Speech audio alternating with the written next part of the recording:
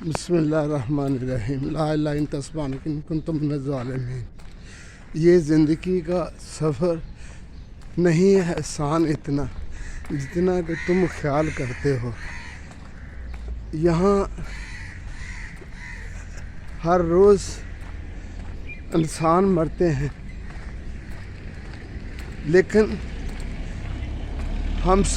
تم سب بھول جاتے ہو۔ یہ زندگی کا سفر بہت کٹھن اور بہت محنت طلب ہے۔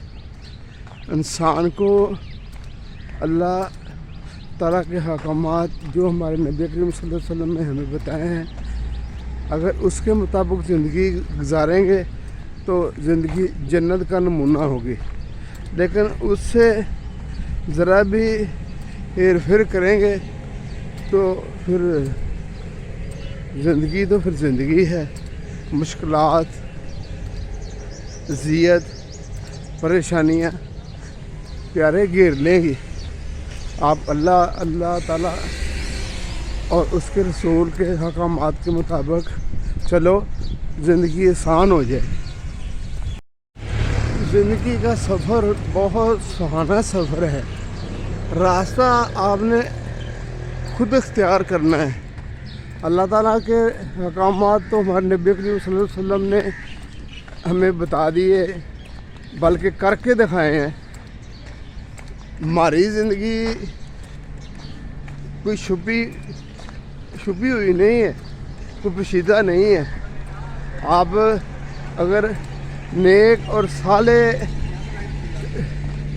راستہ اختیار کریں گے، اچھے عمل کریں گے، دوسروں کے لیے آسانیاں پیدا کریں گے، تو اللہ تعالیٰ خود بخود آپ کے لیے آسانیاں پیدا کر دے گا۔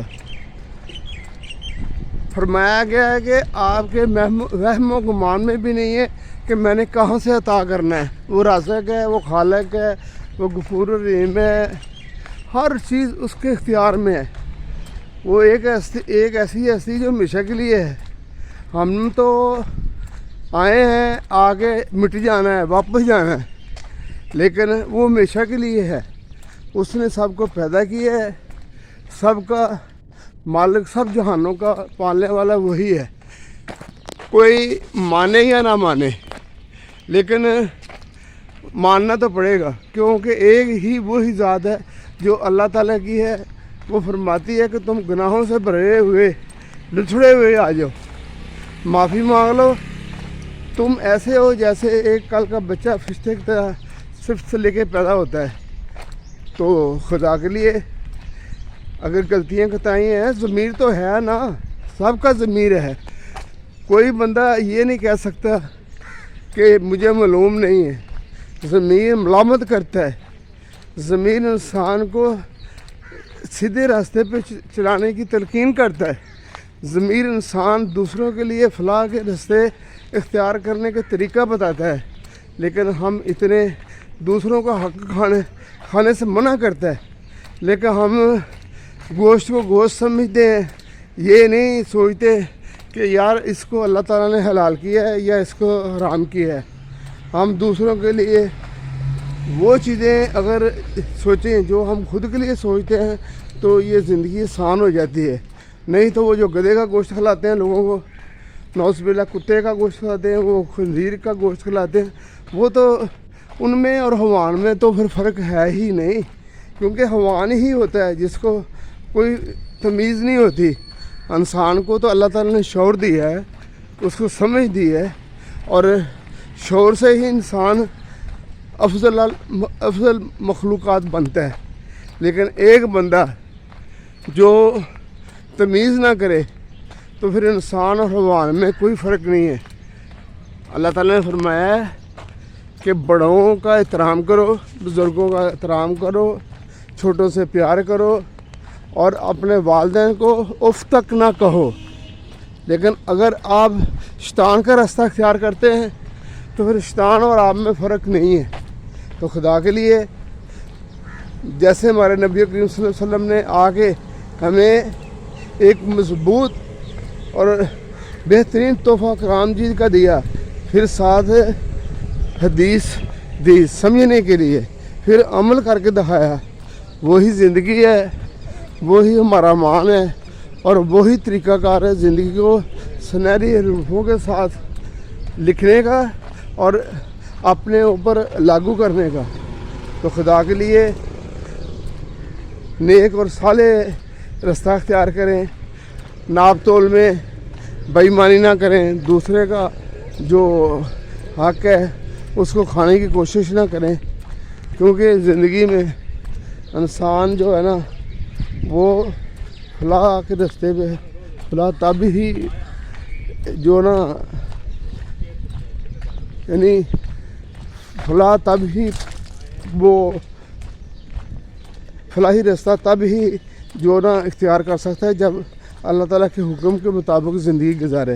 اور پھر یہ جو اللہ تعالیٰ کے حکم سے جو زندگی گزارنی ہے یہ خوشیوں سے بھرا ہوا ثمر ہے جو آپ کو راحت دے گا, آپ کو بتائے گا کہ زندگی کیا ہے. یعنی جنت, پھر جو زندگی جنت محسوس ہوگی.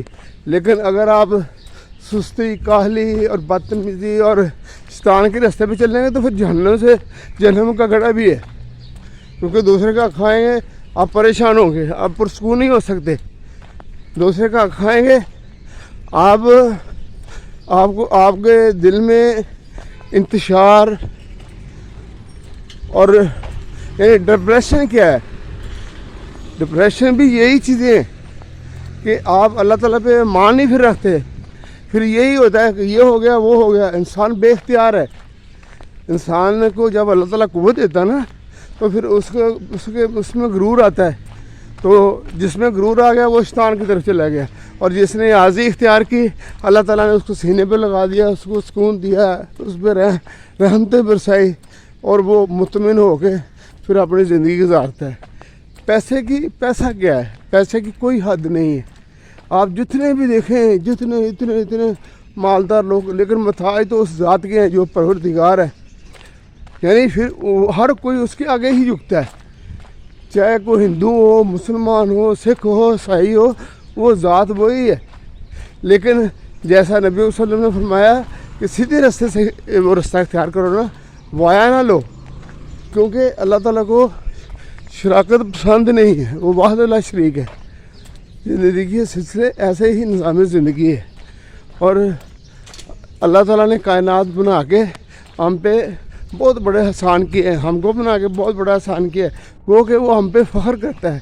کیونکہ انسان جب اللہ تعالیٰ کے احکامات پہ چلتا ہے, اللہ تعالیٰ کے راستے بتائے ہوئے چلتا ہے, تو اللہ تعالیٰ فخر کرتا ہے اور انسان کو اللہ تعالیٰ ولی کا درجہ دیتا ہے, نبی کا درجہ دیتا ہے, رسول کا درجہ دیتا ہے.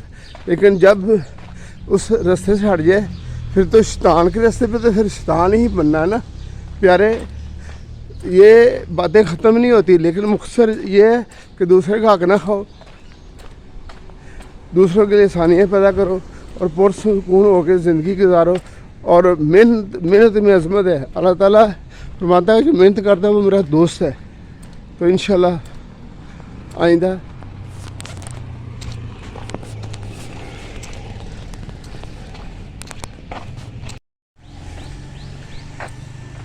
یہ ہماری ہے بیماری. انسان جو ہے نا وہ سمجھتے نہیں ہے. جب اللہ تعالیٰ اس کو نوازتا ہے تو وہ تکبر میں آ جاتا ہے. لیکن جب اللہ تعالیٰ نے فرماتا ہے جب مشکل میں ہوتا ہے تو مجھے یاد کرتے ہو, تو انسان کی فطرت میں ہے. لیکن ہمیں جو رب کائنات نے سب کو نوازا ہے تو ہمیں اس کا شکر گزار ہونا چاہیے. ہمیں زندگی دی ہے, ہمیں تندرستی دی ہے, ہمیں نامات سے نوازا ہے. کیا یہ کم ہے کہ ہم اٹھ کے صبح تندرست کام پہ جائیں, رزق حلال کمائیں اور اپنے بچوں کے لیے وسیلہ بنیں؟ دیکھنا ہے تو جائیں, دیکھیں, آپ کو پتہ چلے گا کہ کیا کیا انسان کن مشکلات میں گرا ہوا ہے. تو اللہ کے لیے, اللہ کے نبی صلی اللہ علیہ وسلم نے جو ہمیں راستہ آ کے بتایا ہے, دکھایا ہے اور عمل کر کے بتایا ہے, اس پہ چلنا چاہیے.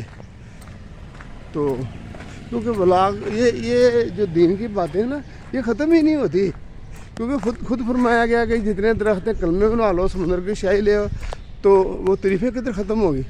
تو پھر اللہ حافظ.